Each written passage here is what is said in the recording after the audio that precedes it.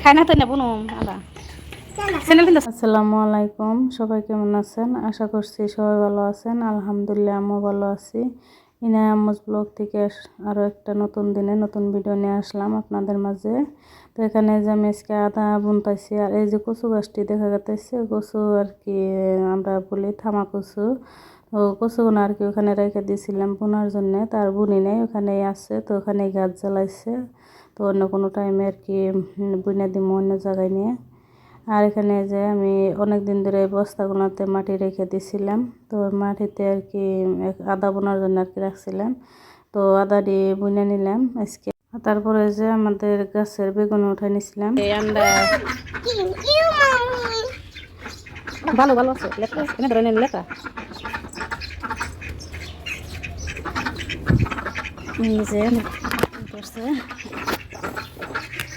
এই যে তুলছি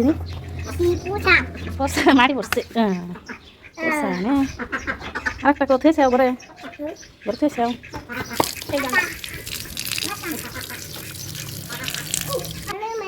এই যে গাছে গাছে কোনো আন্ডা তুলছি না। আর এখানে যে পেঁপে গাছগুলো আছে আমি লাগাইছিলাম, তো যে সুন্দর লাগে ধরছে গাছগুলো। তুই কাটা আছে কাটা কাটা ছিল না। আর এই যে আমাদের লেবু গাছে মাশাআল্লাহ অনেকগুলা লেবু আসছে এবার। তো এই গাছটা বোনা হয়েছে অনেক দিন ধরে। তো লেবু আসে বোনার পর থেকেই, এত আসে না, এবার অনেকগুলা লেবু আসছে। আর যে বাড়ির পিছনে আসছি, ভাবলাম যে অল্প আমাদের ক্ষেতটা দেখে আসি বা ফিশারি পাড়টা আসি দেখে। বৃষ্টির বারবার সন্ধ্যা হয়েছে, দেখতে ভালো লাগতেছে, যার জন্য দেখতে আসলাম।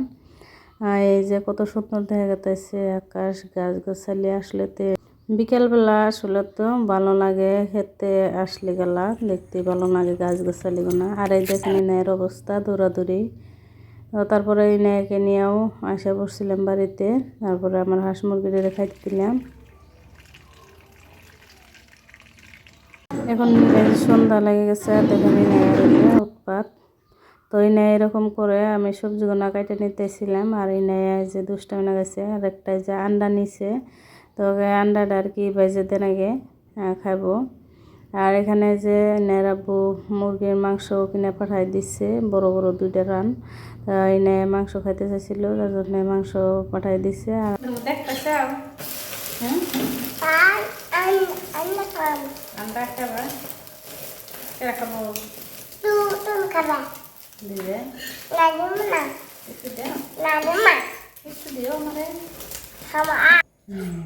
বলো প্লেটে দেনা বলে গো, প্লেটে দিন। হ্যাঁ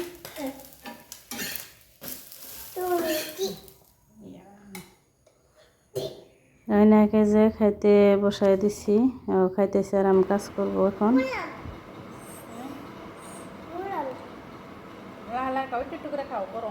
আর এখানে যে আমি কুমড়ি শাকটিও ভালো করে কেটে নিছি, আর আদাটি কাটছি আর কি। আর এখানে আদাটি আমি ফ্রিজে রেখে দিব, আর সবটি রেখে দিব। সকালবেলা শাকটা রান্না করব, এখন আর শাক রান্না করব না। এখন মুরগি মাংস আর লতি রান্না করবো শুটকি মাছ দিয়ে।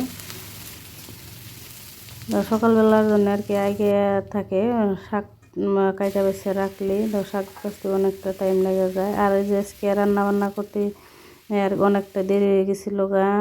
আর আজকে রান্না করতে অনেক আর কি ঝামেলায় পড়ে গেছিলাম, বিপদের মধ্যে পড়ে আর কি রান্না বান্না করলাম। আর কি এর করার, রান্না তো করতেই হবে, যত বিপদ আসুক। তো আমাদের রান্না করতে আর কি গ্যাসটা ফুরাইয়া যায়। আর ইনায়কে খাওয়াইয়া হাত মুখ ধুয়ে ঘুম পাড়াইও দিয়ে আসছিলাম।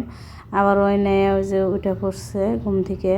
তো বারে বারে আজকে উঠে পড়তেছিল, এমনি কিন্তু ঘুম পারে। তো আমার রান্না শেষ হলেও ঘুম আসে, তারপরে কিন্তু একবারও উঠে না।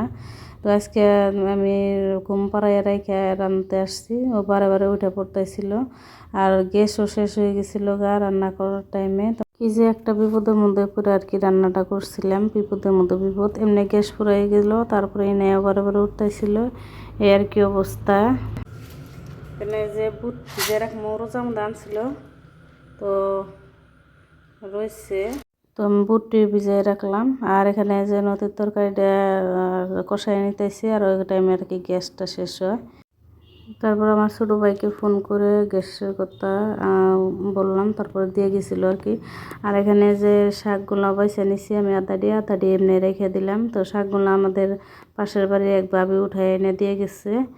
যারা যারা এই পর্যন্ত ভিডিওটা দেখছেন তাদেরকে অনেক ধন্যবাদ। আর লাইক দিতে ভুলে গেলে প্লিজ একটা লাইক দেয়া, ভিডিওটা শেষ পর্যন্ত সাথে থাকবেন।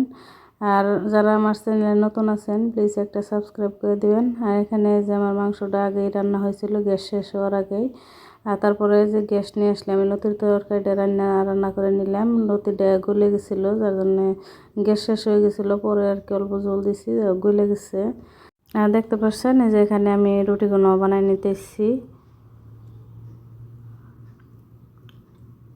আবারও বলছি, যারা এই পর্যন্ত আমার সাথে আছেন তাদেরকে অনেক অনেক ধন্যবাদ। সবাই ভালো থাকবেন, সুস্থ থাকবেন। আল্লাহ হাফিজ। আর সবাই পাশে থাকবেন এভাবেই।